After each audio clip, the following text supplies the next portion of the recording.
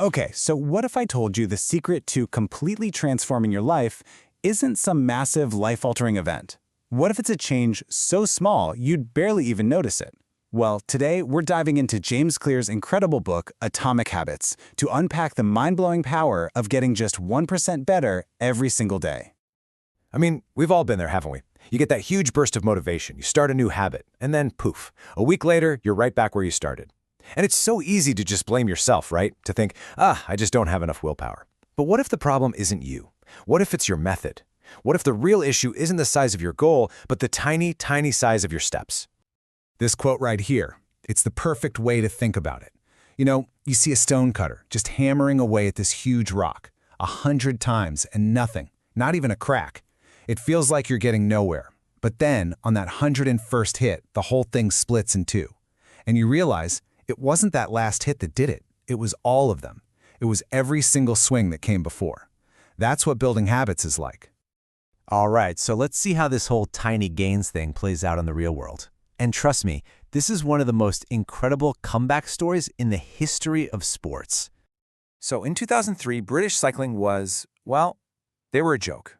And that's not an exaggeration.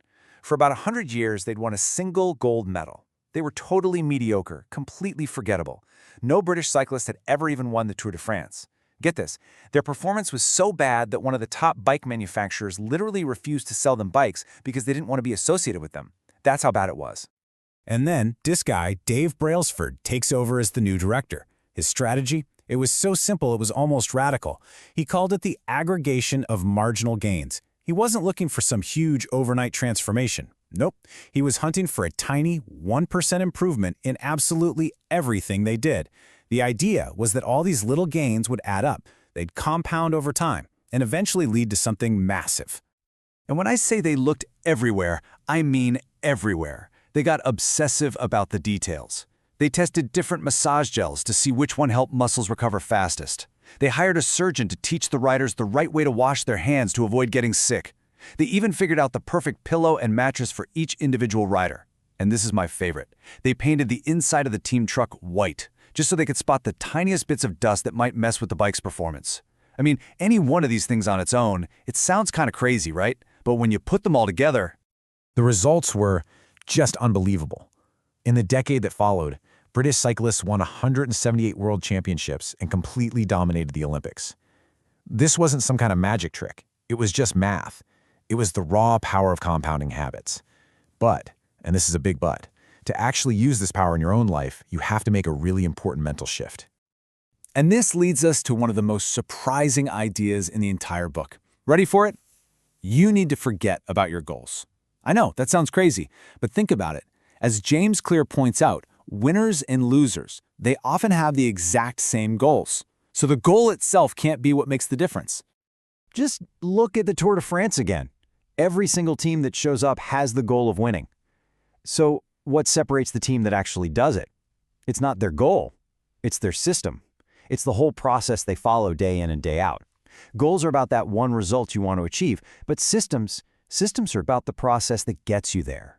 And this is the line you have to remember. You do not rise to the level of your goals. You fall to the level of your systems. Okay, so if systems are the secret sauce, then how in the world do we actually build good ones? Well, thankfully, the book gives us a super simple, really powerful framework to do just that. And here it is. This is the heart of the book, the 4 laws of behavior change. To build a good habit, first, you have to make it obvious. Like, put your running shoes right by the door so you can't miss them. Second, make it attractive. Maybe you only let yourself listen to your favorite podcast while you're on a run.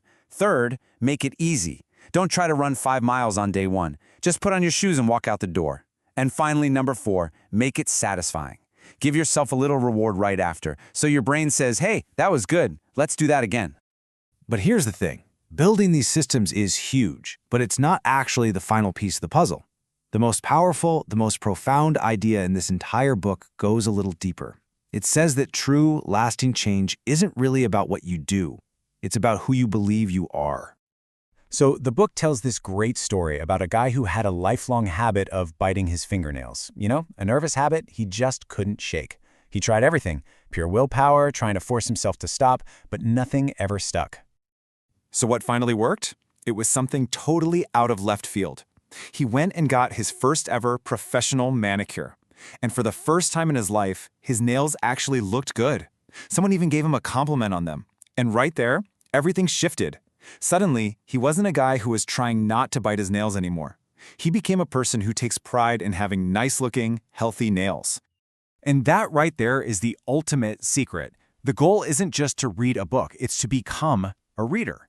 The goal isn't to run a marathon, it's to become a runner. See, when a habit gets woven into your identity, the fight is over.